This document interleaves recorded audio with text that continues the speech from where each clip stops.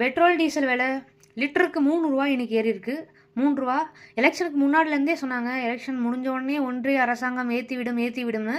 ஒரு 2 நாளைக்கு முன்னாடி நம்மளோட பிரதமர் ஐயா கிட்ட இருந்து ஒரு இன்ஃபர்மேஷன் வந்துச்சு. எல்லாரும் ஒர்க் ஃப்ரம் ஹோம் பண்ணுங்கள், டூ வீலர்ஸ் யூஸ் பண்ணாதீங்க, வெளிநாட்டு பயணங்களை தவிங்க, இந்த மாதிரி தேவைப்படும் போது வாகனங்களை யூஸ் பண்ணுங்கள், பப்ளிக் டிரான்ஸ்போர்ட்டை யூஸ் பண்ணுங்கள், தங்கம் வாங்காதங்க, இந்த மாதிரி ஏகப்பட்ட விஷயங்கள் சொன்னாங்க. ஸோ அதன் விளைவாக ஏன்னா உங்களுக்கு தெரியும், மேற்கத்திய நாடுகளில் நடக்கிற போர் பதட்டத்தினால உலகளாவிய சூழல் இக்கட்டான ஒரு சூழல் நடக்கிறதுனால இதெல்லாம் ஏறும் தான். வரலாறு காணாத அளவு ரூபாயோட மதிப்பு டாலருக்கு நிகரான ரூபாய் மதிப்பு குறைஞ்சிருக்கு. மோர் தென் 96 ருபீஸ் ஆயிடுச்சு, 96 ரூபா ஆயிடுச்சு.